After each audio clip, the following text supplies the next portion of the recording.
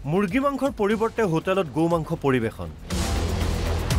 হিন্দু যুৱকক গো মাংস খোৱাৰ অভিযোগ চিকেন বিৰিয়ানীৰ পৰিৱৰ্তে বিফ বিৰিয়ানী খাবলৈ দিয়াৰ অভিযোগ তাৰ পাছতে লাগিছিল হুলস্থুল হয়তো আপোনালোকৰ মনত আছে খানাপাৰাৰ লাজিজ সেম নামৰ ৰেষ্টুৰাখনত সংঘটিত হোৱাৰ এই ঘটনাৰ কথা হিন্দু যুৱকক মুৰ্গী মাংসৰ পৰিৱৰ্তে গো মাংস খাবলৈ দিয়াৰ এক গুৰুতৰ অভিযোগ উত্থাপন হৈছিল চিকেন বিৰিয়ানীত ওলাইছিল গো মাংস তাৰ পাছতেই ঘটনা সন্দৰ্ভত বীৰ লাচিত সেনাই দিছপুৰ আৰক্ষী থানাত গোচৰ ৰুজু কৰিছিল লেজিজ সেম বুলি সেই লেজিজ সেমতে মোৰ এজন ভাইটি মোৰ সম্বন্ধীয় ভাইটি তেখেতে লাঞ্চ কৰিব লাগিছিল লাঞ্চ কৰিব আহোঁতে তেখেতে চিকেন বিৰিয়ানী খুজিছিলে চিকেন বিৰিয়ানী খোজাত তেখেতৰ চিকেন বিৰিয়ানী যোনটো চিকেন বিৰিয়ানী দিছিলে সেই চিকেন বিৰিয়ানীটোত এটা মানে গৰুৰ মাংস দুটুকুৰামান মিক্স আছিলে এদিন দুদিনকৈ সপ্তাহ বাগৰিল কিন্তু মৌন আৰক্ষী আজি পৰ্যন্ত কোনো ব্যৱস্থাই গ্ৰহণ নকৰিলে সেয়েহে কালিৰ দিনটোত পুনৰ দিছপুৰ থানাত উপস্থিত বীৰ লাচিত সেনাৰ এটা দল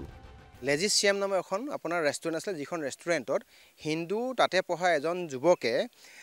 চিকেন বিৰিয়ানী অৰ্ডাৰ দিওঁতে তেখেতক তাতে বিফৰ দুটা তিনিটা টুকুৰা পালে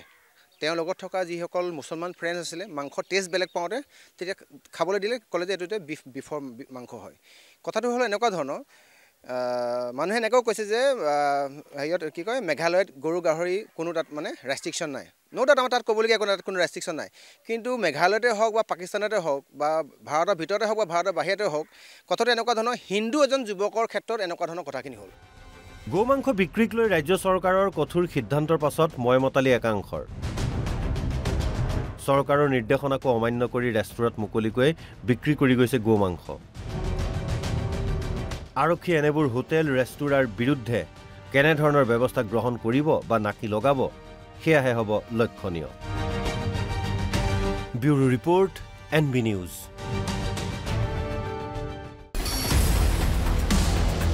মুৰ্গী মাংসৰ পৰিৱৰ্তে হোটেলত গো মাংস পৰিৱেশন হিন্দু যুৱকক গো মাংস খোৱাৰ অভিযোগ চিকেন বিৰিয়ানীৰ পৰিৱৰ্তে বিফ বিৰিয়ানী খাবলৈ দিয়াৰ অভিযোগ তাৰ পাছতে লাগিছিল হুলস্থুল হয়তো আপোনালোকৰ মনত আছে খানাপাৰাৰ লাজিজ সেম নামৰ ৰেষ্টুৰাখনত সংঘটিত হোৱাৰ এই ঘটনাৰ কথা হিন্দু যুৱকক মুৰ্গী মাংসৰ পৰিৱৰ্তে গো মাংস খাবলৈ দিয়াৰ এক গুৰুতৰ অভিযোগ উত্থাপন হৈছিল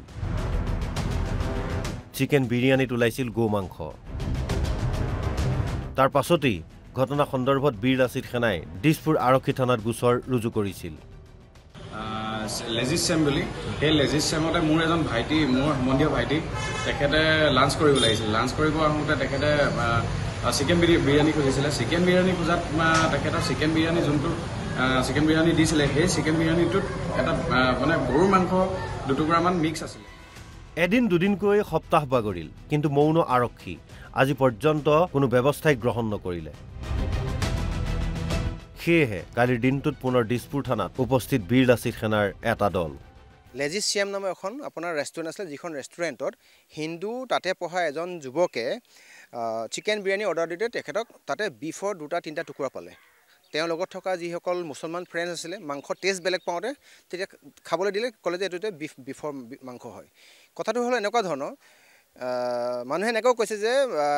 হেৰিয়ত কি কয় মেঘালয়ত গৰু গাহৰি কোনো তাত মানে ৰেষ্ট্ৰিকশ্যন নাই ডাউট আমাৰ তাত ক'বলগীয়া কোনো ৰেষ্ট্ৰিকশ্যন নাই কিন্তু মেঘালয়তে হওক বা পাকিস্তানতে হওক বা ভাৰতৰ ভিতৰতে হওক বা ভাৰতৰ বাহিৰতে হওক কথাটো এনেকুৱা ধৰণৰ হিন্দু এজন যুৱকৰ ক্ষেত্ৰত এনেকুৱা ধৰণৰ কথাখিনি হ'ল গো মাংস বিক্ৰীক লৈ ৰাজ্য চৰকাৰৰ কঠোৰ সিদ্ধান্তৰ পাছত ময়মতালি একাংশৰ চৰকাৰৰ নিৰ্দেশনাকো অমান্য কৰি ৰেষ্টুৰাত মুকলিকৈ বিক্ৰী কৰি গৈছে গো মাংস আৰক্ষী এনেবোৰ হোটেল ৰেষ্টুৰাৰ বিৰুদ্ধে কেনেধৰণৰ ব্যৱস্থা গ্ৰহণ কৰিব বা নাকি লগাব সেয়াহে হ'ব লক্ষণীয় ব্যুৰো ৰিপৰ্ট NB নিউজ